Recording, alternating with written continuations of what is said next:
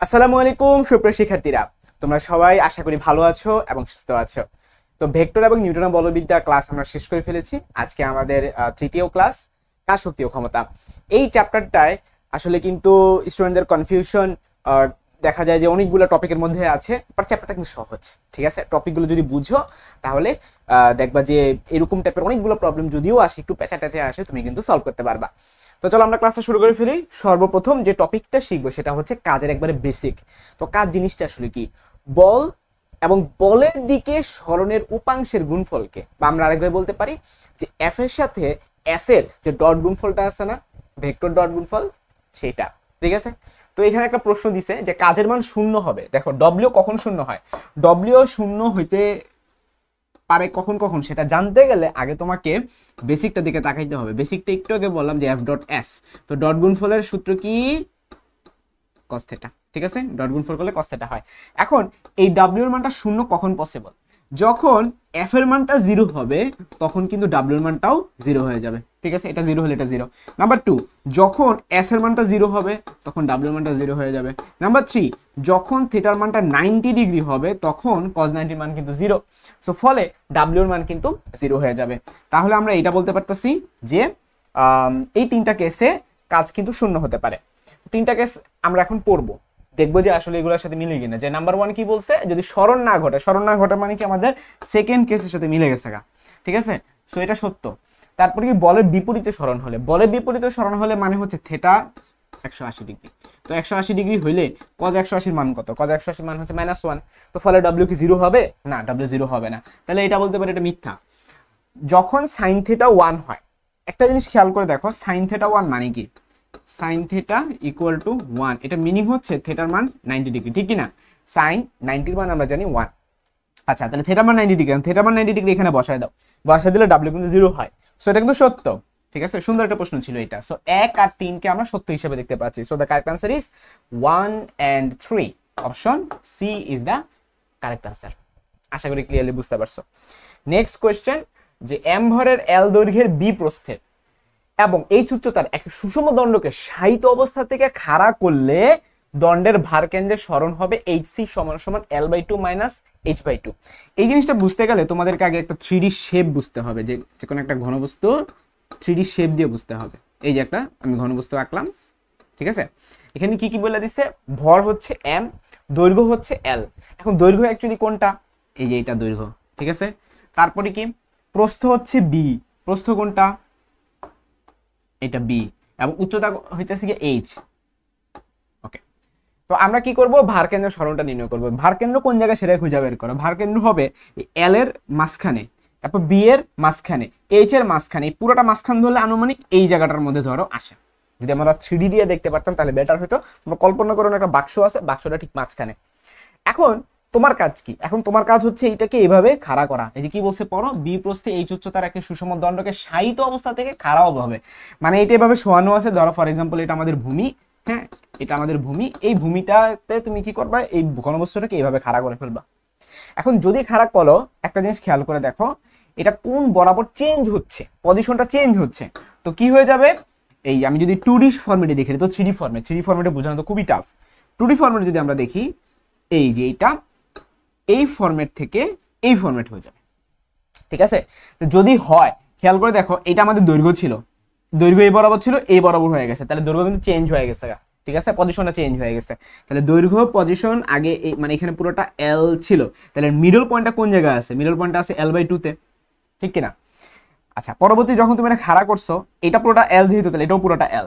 Letter middle point কোন জায়গা? এই জায়গাটায় L/2 তে। ওকে, এখন খেয়াল করে দেখো, এটার মধ্যবিন্দু এখানে ছিল, এটার মধ্যবিন্দু এখানে। তাহলে উল্লম্ব বরাবর সরণ অ্যাকচুয়ালি কতটুকু হয়েছে? উল্লম্ব বরাবর সরণ হয়েছে এই পয়েন্ট থেকে এই পয়েন্টের দিকে। ওকে, এখন এইটার থেকে এটা তুমি কেমনে নির্ণয় করবা? এটার থেকে এটা নির্ণয় করবা হচ্ছে এই যে তোমার এখান থেকে এটা টোটাল দূরত্ব মাইনাস এখান থেকে এটা দূরত্ব। তো এখান থেকে এটা টোটাল দূরত্বটা ছিল তোমার L/2, আর মাইনাস এখান থেকে এটা দূরত্বটা কি? এই যে উচ্চতা আছে সেই উচ্চতাটার অর্ধেক না? তাহলে আমরা এটা বলতে পারি H/2। মানে যখন আমরা এইবার থেকে এইভাবে একটা পজিশন থেকে যদি এই পজিশন নিয়ে যাই, তখন কিন্তু সেইটার চেঞ্জ এতটুকু হয়েছে। ঠিক আছে, আগে ছিল এইখানে, এখন হয়েছে এইখানে। এই চেঞ্জটাই যদি ফর্মুলার মতো প্রকাশ করি তাহলে সেটা আসতেছে L/2 - H/2। আশা করি এটা তোমাদের পুরোপুরি ক্লিয়ার হয়ে গেছে যে যখন কোনো বস্তুকে শোয়ানো থেকে খাড়া করা হয় সেটার ভার কেন্দ্র আগে ছিল এই জায়গা, এখন হয়ে গেছে এই জায়গা। তাহলে চেঞ্জ হয়েছে কতটুকু? চেঞ্জ হচ্ছে এখান থেকে এতটুকু L/2, এর জন্য L/2 মাইনাস করবো কেন? কারণ এখান থেকে এতটুকু পুরোটা L/2 মাইনাস এতটুকু তো মাইনাস করতে হবে, তাই না? কারণ চেঞ্জ তো এতটুকু। তাহলে এতটুকু কত ছিল বলো তো? এটা পুরো যদি H হয় তাহলে এতটুকু তো H/2। তাহলে আমাদের এটা আনসারটা আসতেছে L/2 - H/2। বলতে পারো আপনি তো 2D শেপকে চেঞ্জ করছেন, তুমি 3D কে করো, সেম ঘটনাই ঘটবে। ঠিক আছে? আচ্ছা, তাহলে এই অপশন 1 কিন্তু সঠিক আনসার পাইছি। কৃতকাজের পরিমাণ W কত mg HC মানে কি? এই যে যতটুকু ভারকেন্দ্র সরণ হয়েছে। তো আমরা জানি কৃতকাজ মানেই হলো ভারকেন্দ্রের সরণের জন্য যে কাজটা হয়। সো এই যে HC লিখছে, সেটা ভারকেন্দ্র সরণের জন্য। কৃতকাজের পরিমাণটা কত হবে? এখানে HC মানেই তো ভাই L/2 - H/2, তাই না? তাহলে এই অপশন আর এই অপশন তো সেম। সো এটাও কারেক্ট আনসার। তাহলে সঠিক আনসার কিন্তু আমরা পেয়ে যাচ্ছি 1, 2 ও 3। পরে যে প্রশ্নটা, কাজের মান সর্বাধিক হবে অর্থাৎ W max হবে কখন? দেখো বেসিক যে ফর্মুলা ছিল W = Fs cos θ। এইখানে W max হবে যখন থেটা 0 ডিগ্রি হবে, যখন থেটা 0 ডিগ্রি। ঠিক আছে? কারণ cos 0 মান হচ্ছে ম্যাক্সিমাম 1। তো তাহলে 0 ডিগ্রি কোন জায়গা বুঝাইতেছে? দেখো এখানে S আর F দুটো একই দিকে আগাচ্ছে, একই দিকে আগালে সেটা কি ম্যাক্সিমাম বোঝায় বা 0 ডিগ্রি বোঝায়। এটা তো ম্যাক্সিমাম না, কারণ এখানে একটা অ্যাঙ্গেল ক্রিয়েট করছে। ঠিক আছে? এটা আবার কি বিপরীত দিকে হওয়া মানে কি? বিপরীত দিকে হওয়া মানে হচ্ছে থিটার মান 180 ডিগ্রি। এখন cos 180 ডিগ্রি মান কত? -1। তাহলে ব্যাপারটা কি দাঁড়ায়? থিটা = 180 ডিগ্রি হলে W = Fs × -1। তার মানে কি -Fs। খেয়াল করে দেখো মান -Fs আর এই নেগেটিভ দ্বারা বুঝেছে উল্টা দিকে। তো মানের দিকটা কিন্তু এটাই ম্যাক্সিমাম ভ্যালু, তাই না? এই যে Fs এটা তো ম্যাক্সিমাম ভ্যালু, মান বিবেচনা করলে এটাও একটা ম্যাক্সিমাম ভ্যালু, তবে এটা নেগেটিভ ম্যাক্সিমাম। ঠিক আছে? নেগেটিভ বলতে বোঝাচ্ছি হচ্ছে বিপরীত দিকে। তার মানে এটাও কিন্তু সঠিক আনসার। সো 1 এবং 3 হচ্ছে সঠিক আনসার। ওকে, আশা করি এতটুকু ক্লিয়ার। Next question. তো প্রশ্নে বলা হয়েছে নিচের কোনটি সঠিক?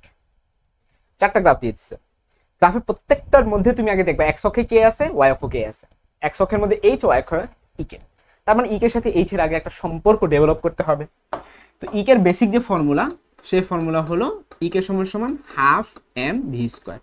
আবার v² = u² + 2gh। ঠিক আছে? তো আদিবেগ যদি শূন্য হয় তাইলে কি দাঁড়ায়? ½ m × 2gh। 2 যদি কেটে দেই তাহলে আমাদের e এর ফর্মুলা দ্বারা mgh। এই h সম্পর্কে আগে জানতে হবে। এই h-টা হচ্ছে উপর থেকে নিচ। ঠিক আছে? এই h এর পরিচয়টা কি? উপর হতে নিচ। কিন্তু যদি ই কে বলতো, ইপি বলতো, তখন কি হইতো? এটারও সূত্র mgh, কিন্তু এই h এর পরিচয়টা হলো নিচ হতে উপর।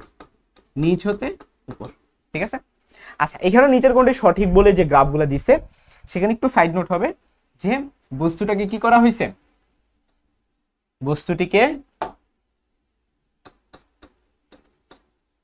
নিক্ষেপ করা হয়েছে, এরকম একটা সাইড নোট থাকবে। ঠিক আছে? এটা কুমিল্লা বোর্ডে আসা একটা কোশ্চেন।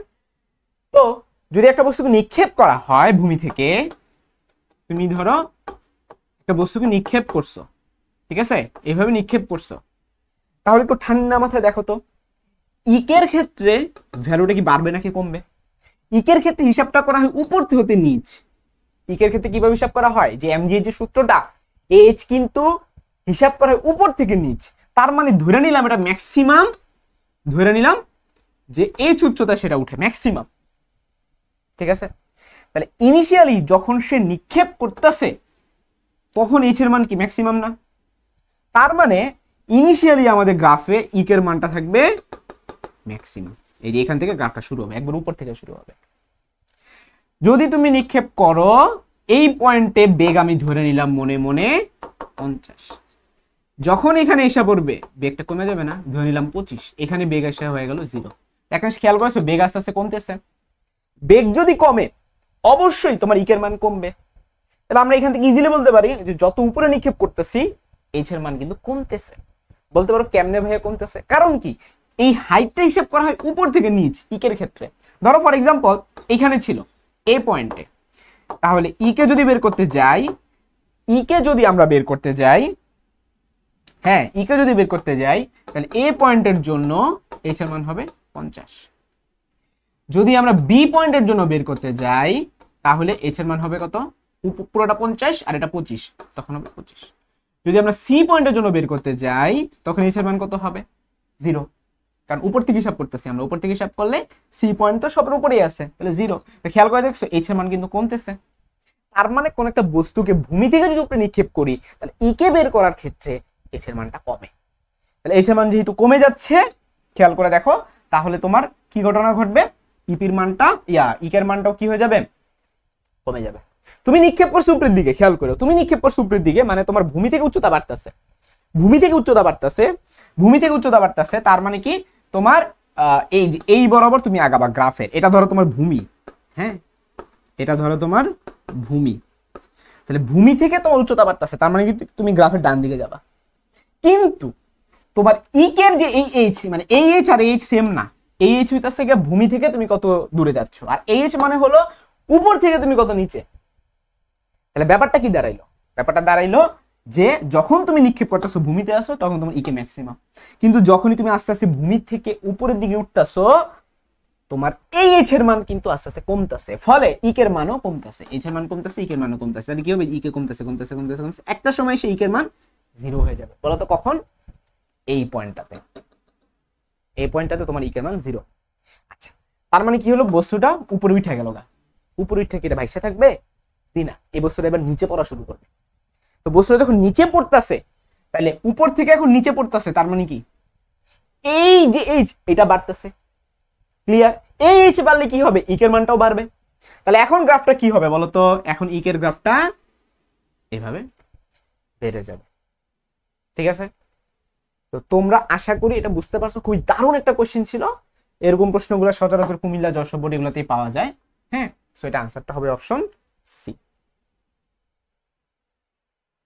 নেক্সট কোশ্চেন, 1 কিলোওয়াট ঘন্টা সমান কত? 1 কিলোওয়াট আওয়ার। কিলো মানে কি? 10⁻³ আওয়ার মানে কি? 3600। তাহলে 1000 এর সাথে 3600 গুণ করলে কত হবে? 3.6 × 10⁻6। অপশনে আছে কিনা? এই যে অপশনে ভাঙায় আকারে দিছে। ঠিক আছে, সো এটা আমাদের আনসার। নেক্সট কোশ্চেনে বলা হয়েছে কি শক্তির একক কোনটা? শক্তির একক জুল। এটা কিন্তু আমরা মুখস্থ জানি না, এটা চলো আগে বের করে নিই। হ্যাঁ, 1 জুল, জুল মানে কি? ডব্লিউ যেহেতু একক, এফ ইন্টু এস আমরা লিখতে পারি। এফ এর একক কি? নিউটন। তাহলে 1 নিউটন ইন্টু এস এর একক কি? মিটার। এখন নিউটন মানে কি? F equal to M A দিয়ে আমরা বলতে পারি। এম এর একক হচ্ছে কেজি আর এর একক হচ্ছে মিটার পার সেকেন্ড স্কোয়ার। ঠিক আছে, এটা সাথে এম যদি গুণ করি উত্তর আসছে KG metre square second inverse 2। মিলছে? মিলছে। আচ্ছা, ইলেকট্রন ভোল্ট এটাও কিন্তু কাজের একক। সো তিনটেই কিন্তু আমরা সঠিক পেয়ে গেলাম। So the correct answer is option 1, 2 and 3। Next question, স্থির বল ও পরিবর্তনশীল বল দ্বারা কৃত কাজ। আমাদের টপিকের নাম যে একটা বস্তু এফ এই একটা রাশি দিয়ে দিছে, ঠিক আছে, ফাংশন আকারে এত নিউটন মানের একটি পরিবর্তনশীল বল x অক্ষ বরাবর গতিশীল যদি বস্তুটি x = 0 থেকে x = 3 পর্যন্ত সরণ ঘটে তবে কৃত কাজ কত? আমরা এতক্ষণ যে ম্যাথগুলো করছিলাম w = f.s, ওই এফটা ছিল ফিক্সড, বাট এখন এফ ফিক্সড না। এখন হচ্ছে এফটা আগাবে হলো একটা গ্রাফ আকারে। এই যে এটা যদি আমি গ্রাফে প্লট করি এরকম টাইপের হবে, অর্থাৎ এটা যদি এফ হয়, এটা যদি এক্স হয়, তোমার এফ এর মান দেখো এক এক মোমেন্টে এক এক রকম।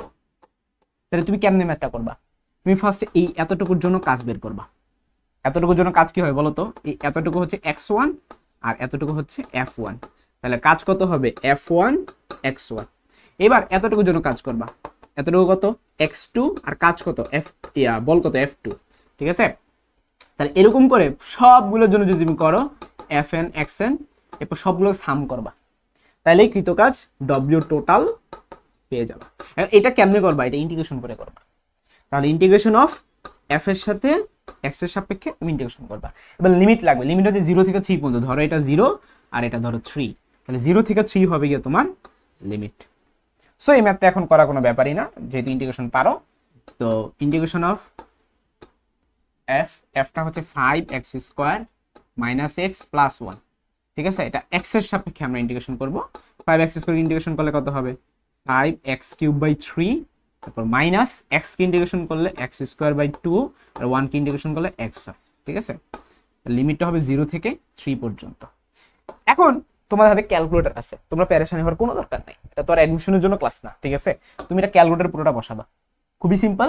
এই এক্স এর জায়গায় 3 বসা, তাহলে 3 কে কিউব করবা, আবার নিচে 3, তাহলে কাটাকাটি করলে 3 স্কোয়ার হয়, 3 স্কোয়ার মানে 9, 5 নং 45, তাহলে এখানে হবে 45 মাইনাস 3 কে স্কোয়ার করলে 9, 9 কে 2 ভাগ করলে 4.5 যোগ এখানে 3 এক্স এর জায়গায় বসা দিলে 3 হয়, আর 0 বসালে তো সব 0 হয়ে যায়। তাহলে ক্যালকুলেটর ছাড়া ওটা করা যাচ্ছে। 45 আর 3 যোগ করলে 48, 48 থেকে 4.5 চলে যাবে, 38 থেকে 4.5 চলে গেলে কত হয় 43.5, তাহলে সঠিক উত্তরটা হবে 43.5 কত জুল। এখন আমরা অপশন দেখে আছে কিনা, ইয়েস, অপশন এ হচ্ছে আমাদের কারেক্ট আনসার। নেক্সট হচ্ছে স্থিতিস্থাপক বল দ্বারা কৃত কাজ, সূত্র হচ্ছে হাফ কে এক্স স্কোয়ার যদি তোমার কে এর মান দেওয়া থাকে। এই যে একটা স্প্রিং দেওয়া আছে, ধরো কোন একটা স্প্রিং একটার সাথে আটকানো আছে, তুমি এটা টানছো, টাইনা ছেড়ে দিছো, তাহলে যে কাজটা হবে ডব্লিউ সমান সমান হাফ কে এক্স স্কোয়ার। তো স্যার এখানে কিসের কিসের মান দিছে, 10 নিউটন বল দ্বারা টেনে 5 সেন্টিমিটার প্রসারিত করা হলে স্প্রিং ধ্রুবক কত। আচ্ছা এখানে কৃত কাজ চায় না, কৃত কাজ মনে হয় পরের টপিকে পাবা, যে F is equal to K X, হুকের সূত্র থেকে এটা আসছে। তাহলে আমরা বলতে পারি কে সমান সমান এফ বাই এক্স। এফ মানে হচ্ছে বল, বলটা কত 10 নিউটন, আর এক্সটা হচ্ছে যতটুকু সরণ হয়েছে। 5 সেন্টিমিটারকে মিটার নিয়ে নিবা, হ্যাঁ, বা তাহলে 5/100 বলতে পারো।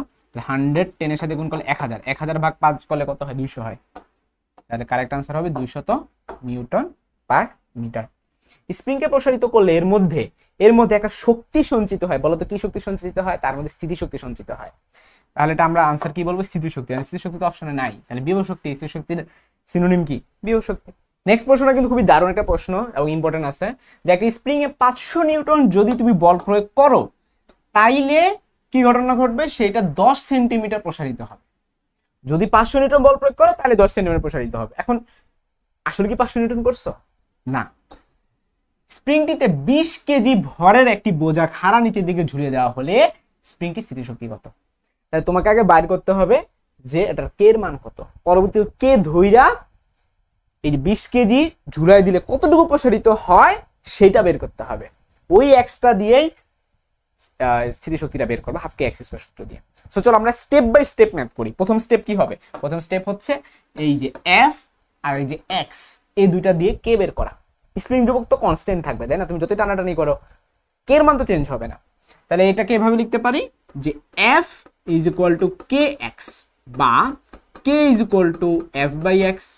এফ এর মান হচ্ছে 500 আর এক্স এর মান হচ্ছে 10 সেন্টিমিটারকে মিটারে কনভার্ট করলে 0.1 হয়, তার মানে 5000 নিউটন পার মিটার। তার মানে 1 মিটারেও 5000 নিউটন বল প্রয়োগ হয় আর কি, ঠিক আছে। এবার 20 কেজির জন্য কত হবে বলতো, 20 কেজির ক্ষেত্রে এফ প্রাইম নতুন এফ কত হবে বলতো, এমজি। তাহলে এটাকে আমরা 196 নিউটন বলতে পারি। ওকে, এবার দেখবো যে 196 নিউটনের জন্য কতটুকু প্রসারিত হয়। যদি 500 নিউটন বল প্রয়োগ করি তাহলে 10 সেন্টিমিটার প্রসারিত হয় বা 0.1 মিটার প্রসারিত হয়, কিন্তু আমাদের তো 500 নিউটন বল প্রয়োগ করা হয় নাই, বল প্রয়োগ করা হয়েছে 20 কেজি বা 196 নিউটন। তাইলে নতুন এক্স প্রাইমটা কত হবে, এই যে এই ফর্মুলাই, ঠিক আছে, এক্স প্রাইম সমান সমান এফ প্রাইম ডিভাইডেড বাই কে। কে এর মান কিন্তু চেঞ্জ হবে না, এফ প্রাইমের মান হচ্ছে 196 আর কে এর মান হচ্ছে 5000। এখন তোমাদের হাতে ক্যালকুলেটর আছে, ক্যালকুলেটর দিয়ে এগুলো ক্যালকুলেশন করবা। তাহলে এই এক্স প্রাইম যেহেতু আমরা জানি, এই এক্স প্রাইম ধরেই আমরা স্থিতিশক্তিটা নির্ণয় করে ফেলবো। তো স্থিতিশক্তির ফর্মুলা কি, হাফ কে এক্স স্কয়ার। তাহলে হাফ লিখলাম, কে এর মান হচ্ছে গিয়ে 5000 এবং এক্স এর মান হচ্ছে গিয়ে এই যে 196 ডিভাইডেড বাই 5000, এটা কি হয়ে যাবে, স্কয়ার হয়ে যাবে। এরপরে ভাই ক্যালকুলেটরের কাজ, তুমি ক্যালকুলেটর নিবা, নিয়ে এটা বসায় দিবা, দেখবা 3.80 জুল আসছে। নেক্সট কোয়েশ্চেন, তাহলে এটা আনসারটা কত, 3.80 জুল। নেক্সট কোয়েশ্চেন, কোন স্প্রিংকে 5 নিউটন বল দ্বারা টেনে 10 সেন্টিমিটার প্রসারিত করা হলে স্প্রিং ধ্রুবক কত। যে কে সমান সমান এফ বাই এক্স, তার মানে 5 divided by 0.1, so correct answer is 50। হ্যাঁ, একক দিকে খেয়াল রাখবা, নিউটন পার মিটার। একটি স্প্রিংকে প্রসারিত করা হলে এটি বিভব শক্তি অর্জন করে। হ্যাঁ, স্প্রিংকে প্রসারিত করলে সে বিভব শক্তি অর্জন করে, এটি প্রত্যায়নী বল লাভ করে। তুমি একটা স্প্রিংকে যখন এভাবে টান দাও, সে কিন্তু তুমি যখন ছেড়ে দিবা বিপরীত দিকে কিন্তু সে চলে যায়। এটা কিসের কারণে হয়, প্রত্যায়নী বলের কারণে। প্রত্যায়নী বলের দ্বারা কৃতকাজী বিভব শক্তি। হ্যাঁ, সো কারেক্ট আনসার কিন্তু সবগুলোই হচ্ছে। নেক্সট টপিকটা হলো অভিকর্ষ বল দ্বারা কৃতকাজ। 5 কেজি ভরের বস্তুকে টেনে আরোহী বরাবর 5 মিটার সরাতে অভিকর্ষ বল দ্বারা কৃত কাজ কত। মানে ধরো এই যে একটা বস্তু কি ছিল, ভূমি থেকে 5 মিটার উপরে ধরো সে ছিল, তুমি যদি এইটাকে ভূমি থেকে 5 মিটার উপরেই রাখো, হ্যাঁ 5 মিটার উপরে রাখো, তাহলে কিন্তু তুমি এখান থেকে যেখানে নিছো তোমার অভিকর্ষ বল দ্বারা কোনো কাজ হয় নাই, কারণ অভিকর্ষ বল দ্বারা কাজ হইতে হলে তোমাকে হয় উপরে নিতে হবে না তো নিচে নিতে হবে। সো এটা ডিপেন্ড করতেছে উল্লম্ব বরাবর সরণের উপর। এখানে কি বলছে, আনুভূমিক বরাবর তুমি 5 মিটার নিছো, এটার মিনিং কি? এটার মিনিং হচ্ছে বস্তুটা এইখানে ছিল, তুমি এটাকে কি করছো, এই যে 5 মিটার এই যে এখানে আনছো, তাহলে আমাকে বলো তো উল্লম্ব বরাবর কি কোনো সরণ হইছে? উল্লম্ব বরাবর সরণ 0। তাইলে mgh আমরা যে ফর্মুলা জানি w সমান সমান mgh, এটা হচ্ছে h, w এর মানটা 0, ঠিক আছে। সো আনুভূমিক বরাবর বলে দিলে 0।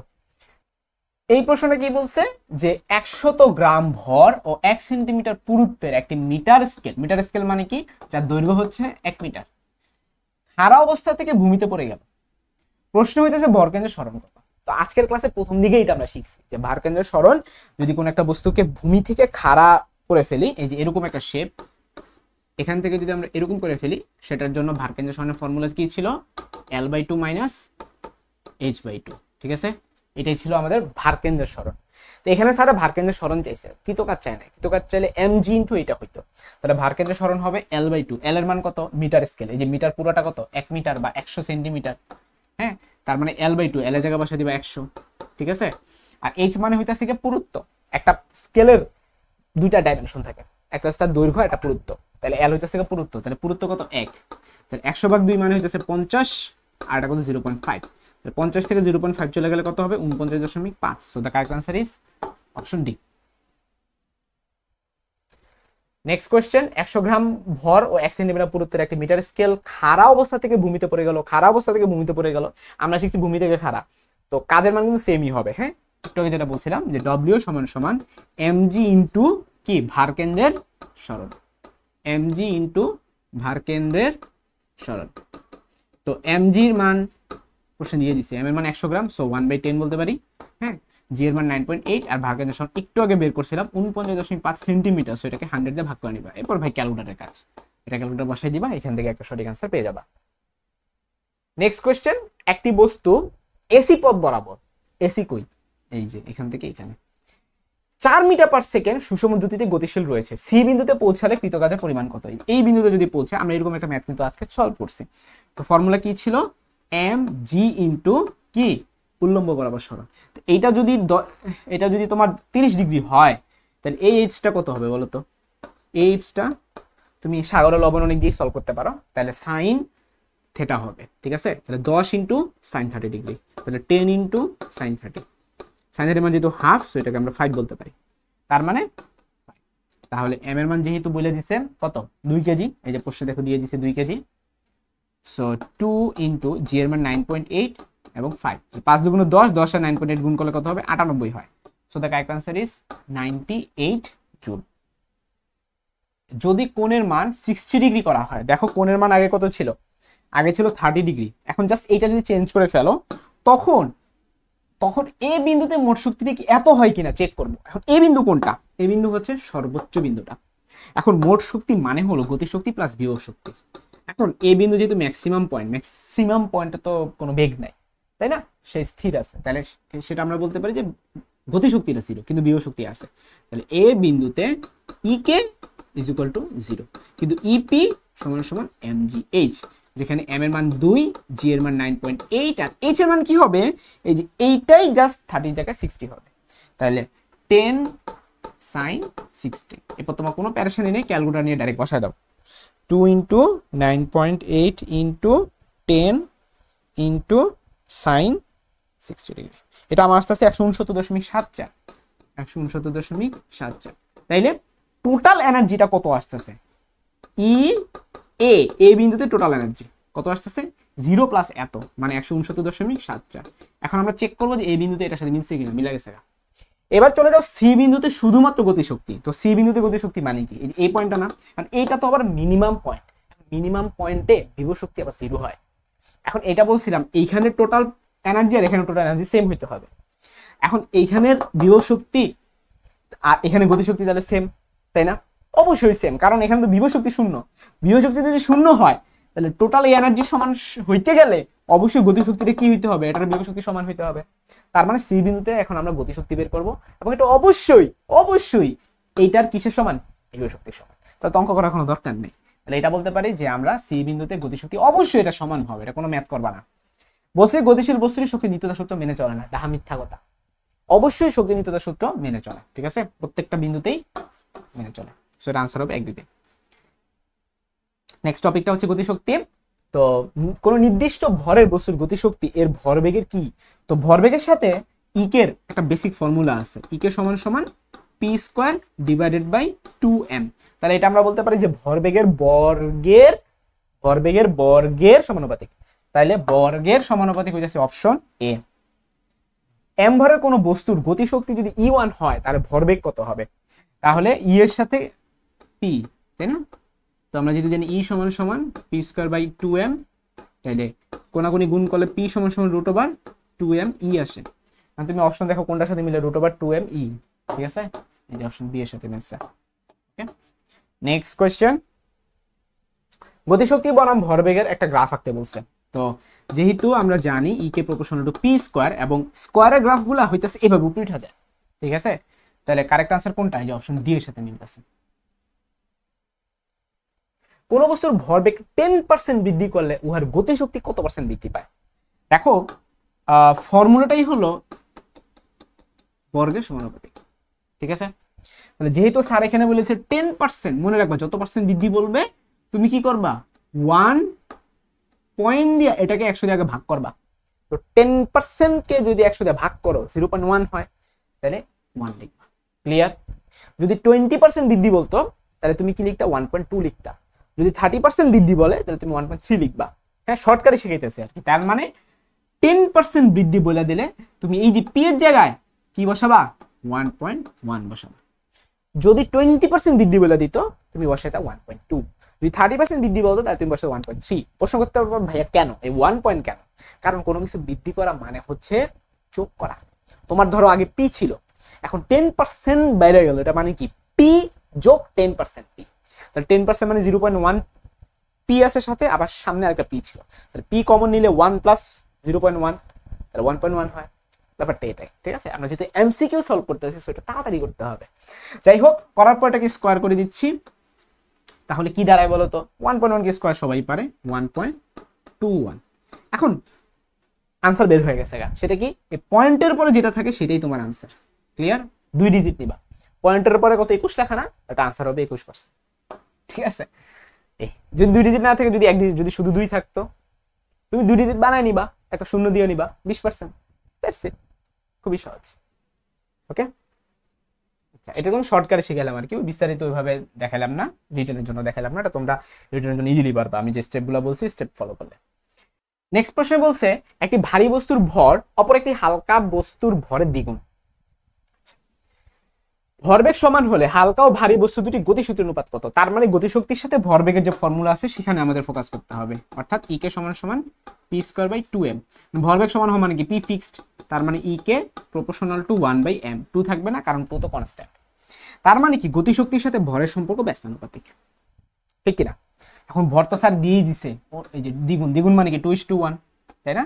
তাহলে ভর যদি 2:1 এখানে বসায় দাও তাহলে ই কে কত হবে, 1:2 হবে, কারণ ব্যস্তানুপাতিক সম্পর্ক। 2:1 কে উল্টে দিলে কত হবে, 1:2। So the correct answer is option A. এখানে বলছে m ও 3m ভরে দুটি বস্তুর গতিশক্তির অনুপাত 2:1। তার মানে ভরের অনুপাত কিন্তু স্যারে দিয়ে দিছে 1:3, হ্যাঁ, আর গতিশক্তির অনুপাত দিয়ে দিছে কত, 2:1। তো স্যার চাইছে কি, রৈখিক ভরবেগ অনুপাত। খুবই সহজ, জাস্ট ফর্মুলার মধ্যে বসায় দাও। তো ফর্মুলা কি, ই কে সমান সমান পি স্কয়ার বাই 2m, তাই না? তুমি বের করবা কি, ভরবেগ পি, তাহলে পি সমান সমান কত হবে, √2m ই কে। এখন হইছে কি ভাই, এগুলো তো অনুপাত, অনুপাত সবসময় প্রপোর্শনালে বসাইতে হয়। তাইলে কি করবা, এটা যদি প্রপোর্শনাল নিয়ে আসো 2টা চলে যাবে, তাহলে কি থাকবে, √2m ইন্টু ই কে। এখন এটার মধ্যে বসাই দিবা, ভুলেও এটার মধ্যে বসাবা না, এটার মধ্যে বসালে উত্তর ভুল আসতো, কারণ 2 কিন্তু কনস্ট্যান্ট ভ্যালু। এখন বসাই দাও √m, m এর অনুপাত কত, 1:3 ছিল, 1:3 ছিল, ঠিক আছে? আর ই কে এর অনুপাতটা কত, ই কে অনুপাত হচ্ছে 2:1, ই কে এর অনুপাতটা হচ্ছে 2:1। এটা গুণ করো তো, 1:3 আর 2:1 গুণ করলে কত হয়? 1:3 ইন্টু 2:1, এটা করলে 2:3 হয়, তাই না? তাহলে √2/3 এটা হবে আনসার। তার মানে এই যে √2/√3। সুন্দর একটা প্রশ্ন ছিল কিন্তু। 35 মিটার উচ্চতা থেকে একটি বস্তুকে বিনা বাধায় পড়তে দিলে ভূমি হতে কত উচ্চতায়? মনে রাখবা এই কথাটা যদি থাকে ভূমি হতে কত উচ্চতায়, তাহলে রেডিমেড একটা সূত্র আছে, সেটা হচ্ছে x = h/n+1, যেখানে h মানে হচ্ছে টোটাল যে উচ্চতাটা সেটা দিয়ে দিচ্ছে পরীক্ষা প্রশ্নে 35 মিটার, আর n মানে হচ্ছে যে গতিশক্তি এবং বিভব শক্তির অনুপাতটা। একটু সাবধান থেকো, গতিশক্তি বিভব শক্তির অনুপাত মানে কি? মানে প্রশ্ন যদি বলে দেয় গতিশক্তি বিভব শক্তির দ্বিগুণ, দেখো র গতিশক্তি বিভব শক্তির দ্বিগুণ, তাহলে দ্বিগুণ শব্দটার আগে কি লেখা? বিভব শক্তির। তাহলে র শব্দটা যেখানে থাকবে কি হবে বলতো? এই যে গতিশক্তি বিভব শক্তির র শব্দটা থাকবে যে সংখ্যার আগে, সেই সংখ্যাটা কি হবে? তার আগে বসবে। ঠিক আছে, তাহলে আমাদের বলে দিচ্ছি কি গতিশক্তি বিভব শক্তির রটা আছে, তার মানে কি বিভব শক্তির আগে এই দুই শব্দটা বসবে, দ্বিগুণের দুইটা বসবে। ঠিক আছে, তাহলে আমরা এখান থেকে কি বলতে পারি? এখান থেকে বলা যায় যে E/EP = 2, তার মানে n এর মান হইতেছে 2। ক্লিয়ার? সহজ বাংলা ভাষায় যদি এরকম দেওয়া যায় গতিশক্তি বিভব শক্তি দ্বিগুণ, তাহলে ডিরেক্টলি n এর মান 2। কিন্তু যদি প্রশ্নে বলে দিত যে বিভব শক্তি গতিশক্তির দ্বিগুণ, তখন এটাকে উল্টায় নিতা। ক্লিয়ার? সো এগুলো হিসাব করার কোনো প্রয়োজন নাই, যদি তুমি মাথায় এইভাবে হিসাব করো যে গতিশক্তি বিভব শক্তির দ্বিগুণ বলে দিলে n এর মান 2। কিন্তু যদি বিভব শক্তি গতিশক্তির দ্বিগুণ বলে দেয়, তার মানে স্যার উল্টাটা দিচ্ছে, তাহলে nটাকে উল্টা নিতে হবে। তাহলে তখন দ্বিগুণকে তুমি উল্টা দিলে হাফ হইতো, তখন n এর মান হইতো হাফ। ক্লিয়ার? আমাদের ওকে কোনো উল্টায় দেয় নাই, সোজাটাই দিচ্ছে, তাহলে n এর মান হবে 2। ঠিক আছে, দ্বিগুণ যেহেতু বলছে, সো 2 + 1, তাহলে আনসারটা কত হবে? 35/3। তো 35/3 এর মান ক্যালকুলেটরে বসালে তুমি দেখবা যে 11.67 আসবে, এটা আনসার। তো সাবধান থাকবা যদি বলে ভূমি থেকে কত উচ্চতায়। ঠিক আছে, আর যদি বলতো যে সর্বোচ্চ উচ্চতা থেকে কত নিচে, তখন তুমি কি করবে? 35 থেকে এটা বিয়োগ করে নিতা। ঠিক আছে, দুটি বস্তুর গতিশক্তি সমান, কে সেম, প্রথমটির ভর অন্যটির ভরে 4 গুণ হলে ভরবেগের অনুপাত কত?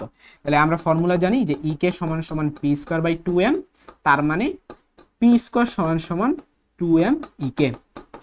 হ্যাঁ, বা p প্রপোর্শনাল টু √2 চলে যাবে, m কে থাকবে। তো এখানে স্যার কি বলে দিছে? স্যার বলে দিছে যে গতিশক্তি সেম। তো গতিশক্তি সেম হলে কি করবা? গতিশক্তি কাইটা দিবা।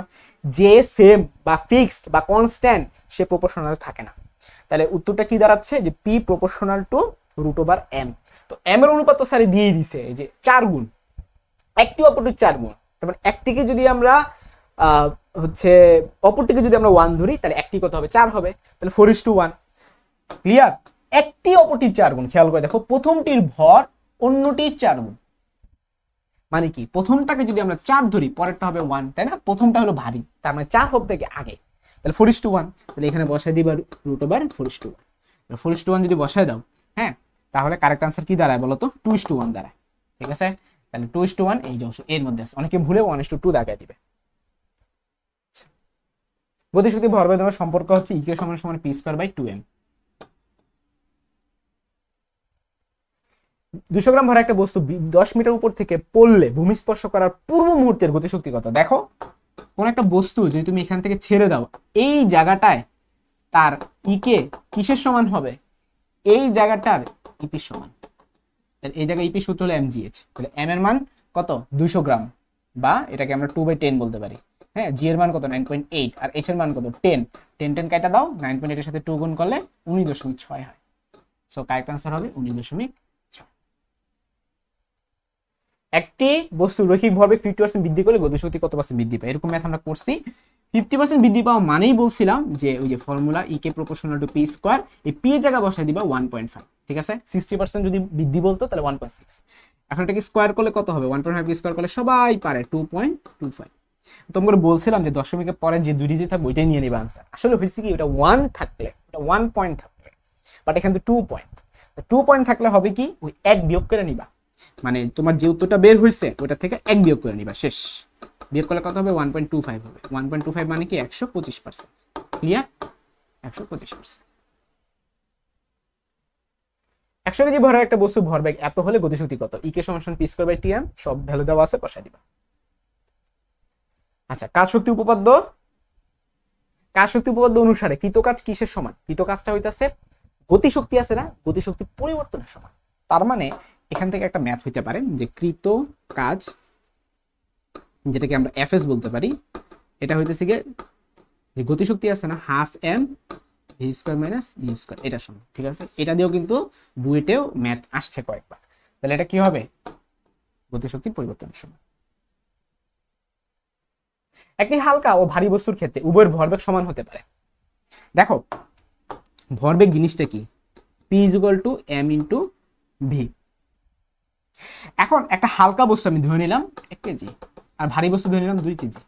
এখন ধরো হালকা বস্তুটা যাইতেছে হলো 2 মিটার পার সেকেন্ড বেগে, হ্যাঁ, আর ভারী বস্তু যাইতেছে 1 মিটার পার সেকেন্ড বেগে। তাহলে ওর ভরবেগ কত? 2। ওর ভরবেগ কত? মানে গুণ করে দাও 2।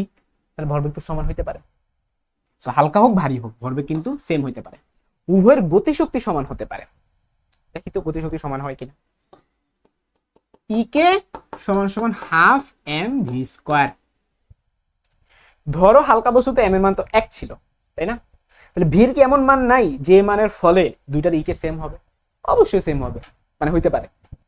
এটা যদি বিশ্বাস না করো তাহলে সেক্ষেত্রে তোমাকে ম্যাথমেটিক্যাল একটা প্রুফ দেখাইতে হবে যে হালকা বস্তুর ক্ষেত্রে ধরে নিলাম ওই যে আমরা জানি এম এর মান কত 1। এখন ভি এর তুমি কোন মানটা ধরলে ভারী বস্তু এম এর মান 2 ধরলে একই হবে? এটা আমি হালকার জন্য লিখি। হালকার জন্য এম এর মান যদি 1 হয়, ই কে সমান কত হবে? এবার লিখি ভারীর জন্য এম এর মান কত? 2। তাহলে ই কে এর মান কত হয়? তাহলে হাফ ইন্টু 1 ইন্টু এখানে কত বসাবো? এখানে হাফ ইন্টু 2 ইন্টু কত বসাইলে দুইটা সমান হয়ে যায়। দেখো ভি কে স্কোয়ার করতেছো, তার মানে ভি এর মান মনে মনে আমি এখানটাতে ধরলাম ফর এক্সাম্পল কত, আমি মন মতো ধরতে পারি, কিন্তু আমি ধরলাম হচ্ছে কি ভি এর মান 3 যদি ধরি তাহলে 3 স্কোয়ার হয়। ঠিক আছে, তাহলে 3 না, ধরো 4 ধরলাম, তাহলে 4 স্কোয়ার। তাহলে ভি এর মান কত? 4। তাইলে ইকের মান কত হয়? 16/2 করলে 8 হয়। এখন আমাকে এটা 8 বানাইতে হবে, এখানে 8 বানাইতে হবে। এখানে 8 বানানো কি পসিবল না? অবশ্যই পসিবল। যদি আমি এখানে 2√2 ধরি, ভি এর মান যদি 2√2 ধরি, তাহলে স্কোয়ার করলে এই 2 কাটাকাটি গিয়ে 8 থাকে। খেয়াল করে দেখছো, হালকা বস্তুর বেগ যদি 4 হয় আর ভারী বস্তুর বেগ যদি 2√2 হয়, তাইলে কিন্তু এই যে দুইজনের কিন্তু মান মিলে গেছে, 8 হয়ে গেছে। সো এটাও পসিবল। এদের গতিশক্তি সমান হলে হালকা বস্তু ভরবেগ বেশি। এটা ওই সম্পর্ক থেকে নিয়ে আসতে হবে যে ই কে প্রপোর্শনাল টু, আমরা কি জানি, পি স্কোয়ার বাই এম। টুটা চলে যাবে। বলছি গতিশক্তি সমান হলে তার মানে ই কে ফিক্সড, হলে ই কে বাদ কোনাকুনি যখন গুণ করবা তাহলে পি প্রপোর্শনাল √m হবে। বলছি কি হালকা বস্তু ভরবেগ বেশি, হালকা বস্তু ভরবেগ বেশি। দেখো এম এর মান কম কার? হালকা বস্তুর। তাহলে এম এর মান যদি কম হয় তাহলে পি এর মানও কি কম হবে? তাহলে হালকা বস্তুর ভরবেগ তো কম হবে, কিন্তু উনারা লিখছে কি হালকা বস্তুর ভরবেগ নাকি বেশি। তাহলে এটা মিথ্যা কথা। তাহলে কারেক্ট আনসার হবে 1 ও 2। স্থিতিশক্তি বা বিভব শক্তি টপিক। আদর্শ স্প্রিং এর জন্য বিভব শক্তি এবং সম্প্রসারণের ফর্মুলা হচ্ছে হাফ কে এক্স স্কোয়ার। ঠিক আছে, তাহলে যদি আমরা গ্রাফ প্লট করি, ইউ এর সাথে এক্স এর সম্পর্কটা হবে এরকম, বর্গের সমানুপাতিক। এই গ্রাফটা এরকম হয়, এটা আমরা আগেই শিখছি। So option C. পরের প্রশ্ন বলছে যে মহাকর্ষীয় বিভব শক্তি এবং উচ্চতার ঢালকে নির্দেশ করে। ঢাল মানে কি? এই বরাবর যদি তোমার ইউ হয় আর এই বরাবর যদি এইচ হয়, এটা ঢাল কি নির্দেশ করে? ইউ বাই এইচ না? ইউ বাই এইচ কেমনে বের করবো? আমরা জানি ইউ বিভব শক্তিটা আসলে কি? বল ইন্টু সরণ। ঠিক আছে, তাহলে ইউ বাই এইচ বলতে এফ কি বুঝাইতেছে? ইউ বাই এইচ সমান এফ। এই এফ দ্বারা আসলে কি বোঝায়? এটাই তো মহাকর্ষ বল। ঠিক আছে, মহাকর্ষ বল। দেখো তো অপশনে আছে কিনা? হ্যাঁ, ক্লিয়ার। এখানে মহাকর্ষীয় বিভব শক্তি বলতে থেকে এখানে মহাকর্ষ হয়েছে। এখানে যদি অভিকর্ষীয় বলতো তাহলে অভিকর্ষ বল হইতো। ঠিক আছে, প্যাচ আছে কিন্তু। একটি বস্তু ভূমি থেকে 10 মিটার উচ্চতা আছে, উপর থেকে বস্তুটিকে বিনা বাধায় পড়তে দিলে ভূমি থেকে 8 মিটার উচ্চতায় গতিশক্তি স্থিতিশক্তি অনুপাত কত? সুন্দর প্রশ্ন। তার মানে তুমি একটা একটা করে করো, আগে ফার্স্টে গতিশক্তি বের করো। তো গতিশক্তি বেসিক ফর্মুলা হলো mgh, কিন্তু এই এইচটা কিন্তু উপর থেকে নিচ। ঠিক আছে, এই এইচটা কি হবে? উপর থেকে নিচ। তাহলে উপরে কত? 10 মিটার, আর তুমি বের করতেছো 8 মিটার। তার মানে এই যে চিত্র যদি আঁকি, এই পুরোটা হইতেছে 10 মিটার, হ্যাঁ, আর তুমি বের করবা কি? ভূমি থেকে 8 মিটার উচ্চতা। ঠিক আছে, বিনামূল্যে পড়তে দিলে ভূমি থেকে, তার মানে তুমি বের করতেছো এই জায়গাটার জন্য। তাহলে এটা যদি 8 মিটার হয় তাহলে উপর থেকে নিচ কয় মিটার হলো? 2 মিটার। তাহলে এইচ এর জায়গায় হবে 2। ক্লিয়ার? তাইলে এটা আমাদের দাঁড়াইতেছে 2 mg, এই জায়গায় 2 বসাই দিচ্ছি। আর যদি ইপি বের করতে যাই, ইপি মানে কি নিচ থেকে উপর, এটাও mgh, তবে এখানে এইচটা হবে 8, তার মানে কত হবে 8 mg। স্যার যদি অনুপাত করতে বলে, এটার একটা অনুপাত করলে কত হবে 1:4 হবে। So the correct answer is 1:4। ঠিক আছে, গতিশক্তিকে আগে রাখছে এর জন্য 1টা আগে থাকবে, এটা ভাগ এটা করলে 1:4, ভুলে অনেকে 4:1 দাগে দিয়ে আসবে। ক্ষমতা, বল ও বেগ, এটার বেসিক একটা ফর্মুলা আছে, p = fv।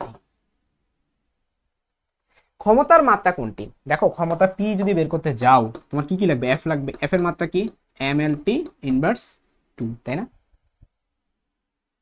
আর বেগের মাত্রা কি lt ইনভার্স 1, তাহলে উত্তর কি দাঁড়ায় ml² t ইনভার্স 3। কোনটার সাথে মিলে ml² t ইনভার্স 3। নিচের কোনটি সঠিক? 1 ওয়াট 1 জুল পার নিউটন। দেখো পাওয়ার সময় সময় w/t, এটাকে আমরা কি বলতে পারি জুল পার সেকেন্ড বলতে পারি, বাট জুল পার নিউটন লেখা আছে, মিথ্যা কথা। আবার 1 জুল মানে কি, তাহলে w সমান আমরা জানি fx, f এর একক নিউটন, x এর একক কি মিটার, তাহলে এটা 1 নিউটন পার সেকেন্ড না, তো নিউটন মিটার হবে, মিথ্যা। কিলোওয়াট আওয়ার মানে আমরা জানি কিলোওয়াট আওয়ার মানে কিন্তু জুলে কনভার্ট করা যায়, সেক্ষেত্রে ভ্যালুটা হইতাছে 3.6 × 10⁻⁶, এটাও মিথ্যা। ঠিক আছে, একক ঠিক আছে বাট মান ঠিক নাই। আর্ক মানে 10⁻⁷, এটা ঠিক আছে। সো সঠিক উত্তর হচ্ছে অপশন ডি। একটি ক্রেন 100 কেজি ভরের একটি ব্লককে 0.5 মিটার পার সেকেন্ড ধ্রুববেগে উপরে তুলছে, ক্রেনটির ক্ষমতা কত? একটু আগে আমরা সূত্র শিখছি p = fb, f এর মান কত হবে, যে এখান থেকে mg দিয়ে, তাহলে 100 × 9.8, আর v এর মান হইতাছে 0.1, এটাকে আমরা 1/10 বলতে পারি, কাটাকাটি করলে 10, 10 এর সাথে 9.8 গুণ করলে 98। So the correct answer is 98 watt. ক্ষমতার একক ওয়াট ও অসহমতার মধ্যে সম্পর্ক 1 HP = 746, 1 HP = 746, 1 HP = 746 ওয়াট। এক অশ্ব ক্ষমতা কত ওয়াটের সমান? 746।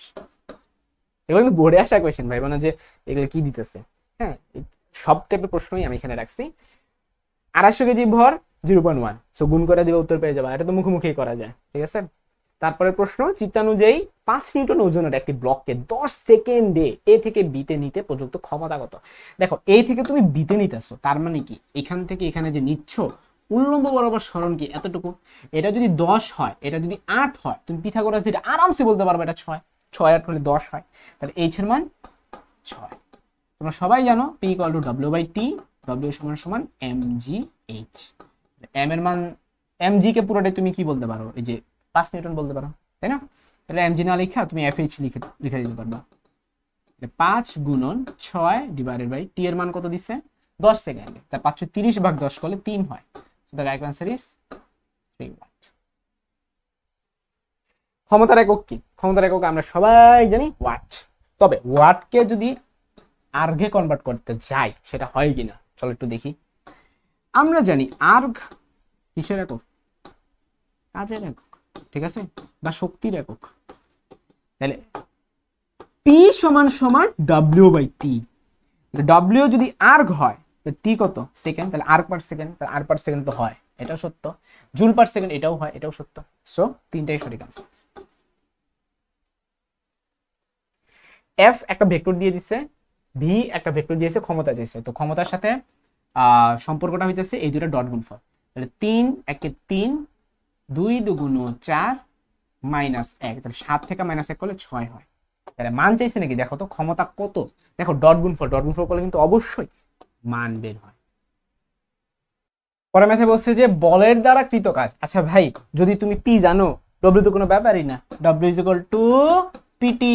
পি এর মান জানি কত ছিল আগের অঙ্কে 6 না?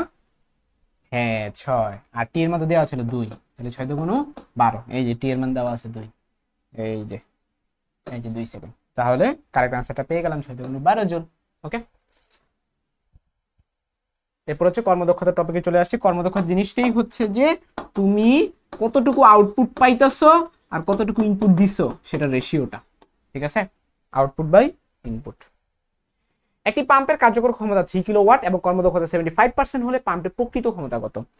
এই মনে রাখবা, প্রকৃত মানেই হচ্ছে ইনপুট আর কার্যকর মানে হইতেছে আউটপুট। তার মানে 75% মানে কি 3/4, 3/4 সমান প্রকৃত ক্ষমতাটা বাইর করবা, তার মানে পি ইনপুট বাইর করবা, আর আউটপুটে দিয়ে দিচ্ছে 3 কিলোওয়াট, তাহলে 3 কাটা দিলে তাহলে পি ইন সমান কত আসতেছে 4 কিলোওয়াট। ঠিক আছে, so the correct answer is 4 kilowatt. আজকে আমাদের সর্বশেষ যে প্রশ্নটা সলভ করব, এমভরের একটি কারের উপর ধ্রুব বল এফ ক্রিয়া করে ধ্রুব বেগে আনত তল বরাবর 8 দূরত্ব অতিক্রম করে। তার মানে হচ্ছে এটা যদি আমাদের সারফেস হয়, এটা যদি আনত তল হয়, ধরো এখানে একটা গাড়ি আছে, এই বরাবর যাচ্ছে, এটা আলফা অ্যাঙ্গেলে আছে, এই যে আলফা অ্যাঙ্গেলে 8 দূরত্ব, এখান থেকে ধরো 8 দূরত্ব সে পথ অতিক্রম করছে। প্রশ্ন হচ্ছে কি এখানটাতে যে কর্মদক্ষতা কত, ঠিক আছে, 8 না, অ্যাকচুয়ালি এটা এস হবে, এস দূরত্ব। কর্মদক্ষতার বেসিক ফর্মুলা ইটা সমান সমান উপরে হবে গিয়ে পি আউটপুট, নিচে হবে গিয়ে পি ইনপুট। এখন যদি পি দিয়ে হইতে হবে এমন কোনো কথা নেই, এটা ডাব্লিউ দিয়েও চাইলে হইতে পারে, W output divide by W input. এখন এখানে ইনপুট কত, এখানে ইনপুট কত তুমি আচ্ছা ডাব্লিউ দিয়ে হইতে এমন কোনো কথা নেই, এটা এফ দিয়েও হইতে পারে, ঠিক আছে, F output divide by F input. F input হচ্ছে যে এইখানে তুমি যে বলটা প্রয়োগ করতেছো এফ, এই যে এফ, তাহলে নিচে হবে গিয়ে এফ, আর এফ আউটপুট মানে কি, তুমি যতটুকু পাচ্ছ এখানে যদি তুমি এফ বল প্রয়োগ করো, এখানে যদি আলফা হয় তাহলে উল্লম্ব বরাবর তুমি কতটুকু পাইতেছো সেটাই তো আমাদের দরকার, তাই না, সবকিছু এগুলো হিসাব করে উল্লম্ব বরাবর। তাহলে উল্লম্ব বরাবর তুমি পাচ্ছ হচ্ছে এমজি সাইন আলফা। বলতে পারো কেমনে বুঝলেন, কারণ বল হইতেছে এমজি, এই গাড়ির উপর কতটুকু বল কাজ করতেছে খেয়াল করে দেখো তো, আউটপুটে তার ওজনটা, কারণ কি এইখানে এই যে গাড়িটা আছে তার ওজনটা এই বরাবর ক্রিয়াশীল, তার প্রতিক্রিয়া বল কি হবে উপরের দিকে, ঠিক আছে। তো আমরা তাহলে বলতে পারি ওজন যদি এমজি হয় তাইলে উল্লম্ব বরাবর কোনটা কাজ করতেছে, এমজি সাইন আলফা কাজ করতেছে, ঠিক আছে। এই যে এটা উল্লম্ব বরাবর, এটা যদি আমাদের আলফা হয়, এটা যদি আলফা হয় তাহলে এটা হবে গিয়ে এমজি সাইন আলফা। ক্লিয়ার? তার মানে আমাদের আউটপুটে কি হবে উপরে এমজি সাইন আলফা হবে। তো এটা কোনটার সাথে মিলতেছে, অপশন ডি এর সাথে মিলতেছে। এর মাধ্যমে আজকের ক্লাস এখানেই শেষ। তো তোমরা আশা করি ক্লাসটা খুব সুন্দর মতো বুঝতে পারছো। যদি কোনো এমসিকিউতে প্রবলেম থেকে থাকে অবশ্যই কমেন্টে জানাবা। নেক্সট ক্লাস দেখার আমন্ত্রণ রইল। আসসালামু আলাইকুম।